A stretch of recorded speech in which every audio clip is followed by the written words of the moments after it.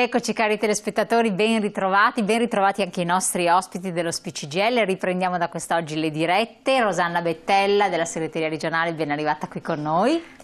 Massimo Cestaro, sempre della segreteria regionale dello SPCGL del Veneto, ben arrivato. Riprendiamo con quest'oggi, sarebbe bello riprendere con, vero cari ospiti, con belle notizie, con cose rincuoranti, invece purtroppo parliamo del rincaro dei prezzi e parliamo di questioni che sono effettivamente molto spinose, di cui tutti quanti noi, i pensionati in modo particolare, soprattutto chi ha certe pensioni, sta soffrendo da un po' di tempo. Allora, possiamo, prima di cominciare, partiamo subito con la prima slide che è il titolo introduttivo, così vediamo subito da Chito quello che sarà il tema. Eccolo qua, il potere di acquisto delle pensioni tra rincari e fiscalità, per cui ci sono anche le tasse da pagare. Allora Rosanna, come stanno vivendo questa situazione che ormai si protrae da un bel po' di tempo per i pensionati, però sembra che avrà degli apici inaspettabili nei prossimi mesi, per cui non è che dice tiriamo una riga e da qua si ricomincia da zero, no, si sta andando verso il peggio. Sì, diciamo che il conflitto russo-ucraino, no, ha portato davvero alle stelle i prezzi energetici, dipendavamo dal gas russo, ma come noi anche gli altri paesi d'Europa, quindi adesso si sta provvedendo per sganciarsi da questa situazione, però intanto i prezzi sono schizzati. C'è stato un aumento di conseguenza anche di tutti gli altri generi collegati, insomma, no? Laddove c'è bisogno di riscaldare, di usare gas, elettricità e quant'altro, gli aumenti ci sono stati.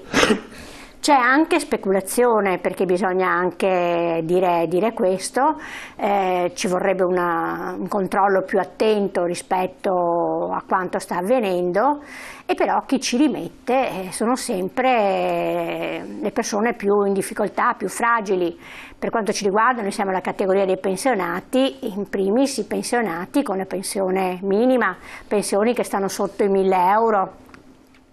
Ma anche sappiamo di molti lavoratori e lavoratrici che hanno lavori precari, lavori saltuari, con salari assolutamente bassi, no? Nonostante magari facciano anche un lavoro di qualità, e quindi c'è tutta una situazione davvero che sempre di più si fa drammatica. Abbiamo ricevuto le bollette del gas e dell'elettricità e abbiamo già potuto constatare che c'è un raddoppio rispetto all'anno scorso. E per quanto riguarda invece, come dicevo, i generi alimentari, ma tutte le altre spese, non siamo al raddoppio, però di mese in mese c'è un aumento. La stragrande maggioranza dei pensionati sono sotto i 1.000 euro e magari dopo vedremo anche nel dettaglio questo. E quindi è una situazione davvero insostenibile. Se soprattutto poi un anziano vive da solo, quindi ha solo la sua pensione, questa pensione così bassa, sotto i 1.000 euro, ma anche intorno ai 1.000 euro, davvero fa fatica ad arrivare alla fine del mese. Quello che è anche da capire, perché quando ci sono delle differenze in uno stesso paese o anche nell'ambito dell'Europa stessa, la cosa dà un po' fastidio, perché in Veneto effettivamente sembra che il potere di acquisto sia particolarmente compromesso, che i prezzi siano molto alti, soprattutto quando parliamo di prodotti dell'agricoltura, prodotti sia anche che vengono dal GDO. Poi in contesto europeo l'Italia resta carissima, tanto che si temeva anche una flessione degli apporti turistici, proprio perché si presenta con delle impennate allucinanti. Perché questo? Si parlava di una speculazione, però effettivamente non trovo, se il prezzo della materia prima aumenta per tutti indistintamente, non deve essere solo aumenta per gli italiani, vuol dire che dietro c'è qualcosa che non quadra, no? Sì, no, ma lo vediamo, e con il prezzo dei carburanti, per esempio, no? Noi abbiamo visto subito all'inizio sono schizzati, il prezzo è schizzato molto in alto, poi c'è stato un intervento del governo soprattutto sulle accise, no? Per calmierare questo prezzo, e però siamo sempre, io ho pagato il diesel a più di 2 euro, adesso invece siamo un po' al di sotto. Per cui più che però di conseguenza poi tutto questo incide sulle verdure che andiamo a comprare. Quando mai abbiamo pagato i pomodori a 2,50 euro il chilo, i pomodori da sugo, no? Che di solito li pagavamo, abbiamo una coltivazione buona, insomma, no? Eppure i prezzi sono questi.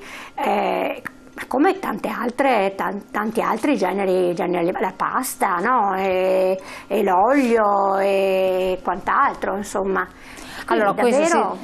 questo che sta dicendo Rosanna Bettella è un dato di fatto. Chiedo anche un po' il suo anche punto di vista, oltre che come sindacalista, anche come persona effettivamente, perché noi abbiamo ricevuto tante mail quest'estate di persone appunto che lamentavano, dicevano non si può stare zitti, non si può subire, basta, non si può sopportare, perché altrimenti chissà dove andiamo a finire. Voi come sindacato avete sempre organizzato anche delle forme di protesta, di manifestazione, avete tirato sulla testa più volte.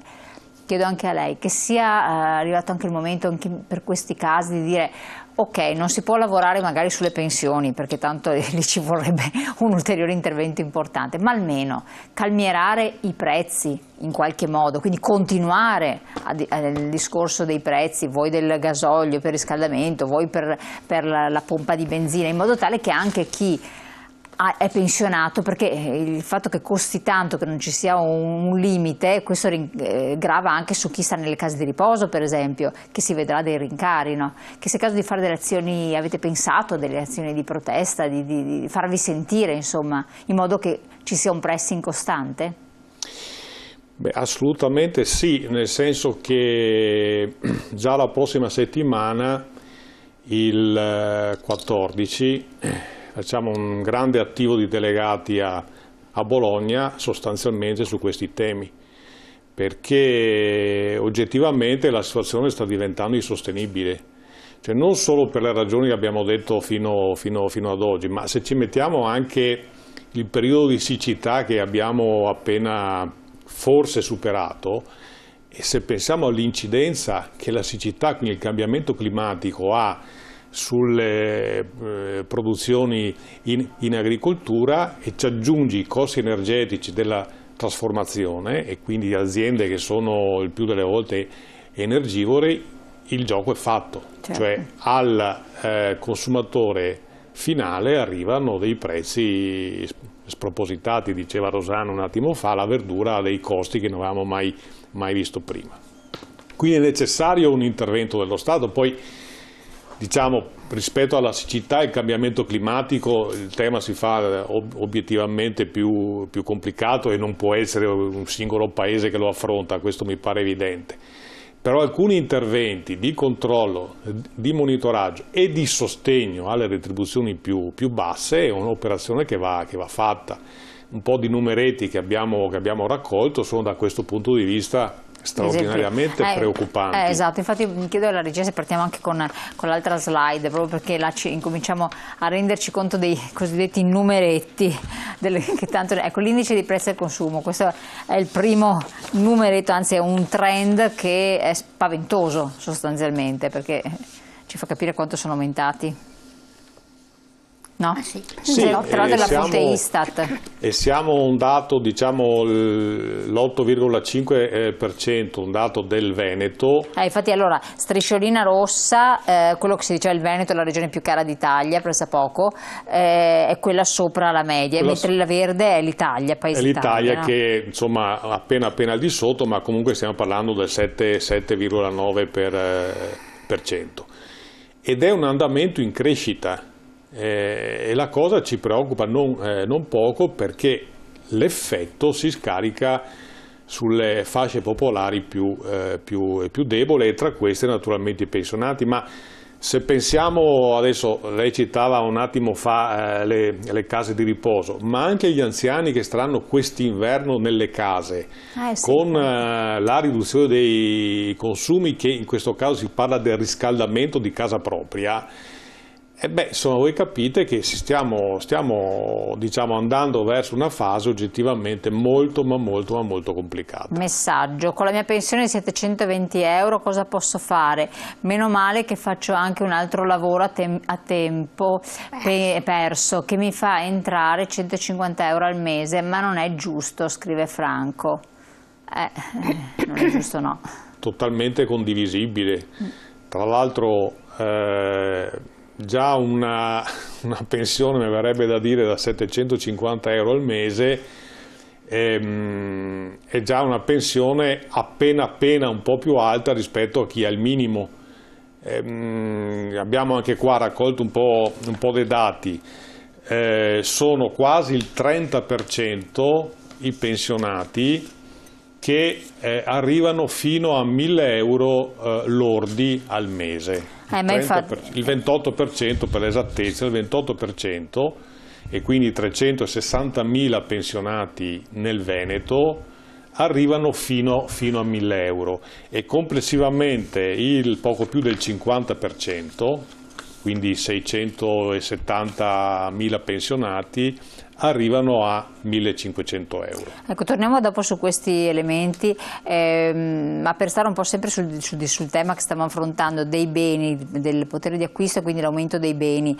Abbiamo un'altra slide, Rosanna, se vuole anche commentarla, sì. Di quali sono i prodotti che hanno subito dei maggiori rincari e che hanno un'incidenza appunto più importante, perché alcune cose si possono, ecco, vediamo appunto, chiedo la slide dalla regia, e la coppia, ecco, la coppia sì, senza figli o con figli, che tipo di over 60 naturalmente, che tipo di onere economico si trova a dover sopportare, sostenere. Poi dicevo, ci sono beni di cui puoi fare a meno.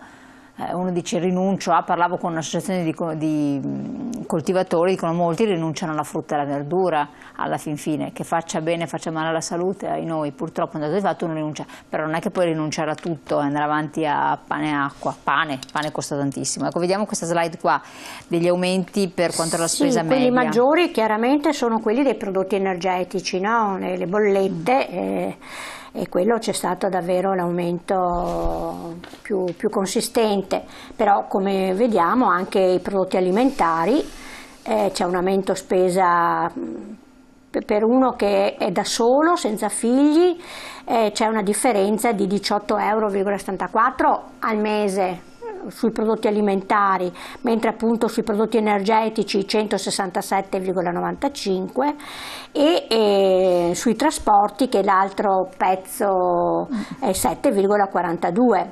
Su una coppia invece di anziani over 65 senza figli chiaramente incide ancora di più.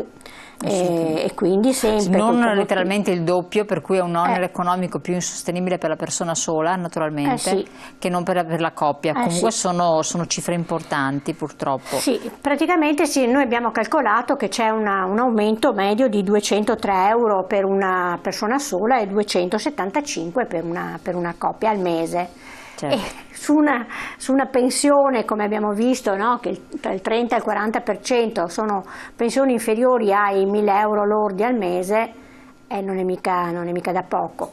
Allora, noi abbiamo un sistema di rivalutazione delle pensioni che è bene anche ricordare, no, allora facciamo così, parliamo del sistema parliamo del sistema di rivalutazione, che è interessante. Volevo andare prima in pubblicità, così abbiamo tempo di dedicarci un attimo tempo. Pubblicità, poi torniamo insieme.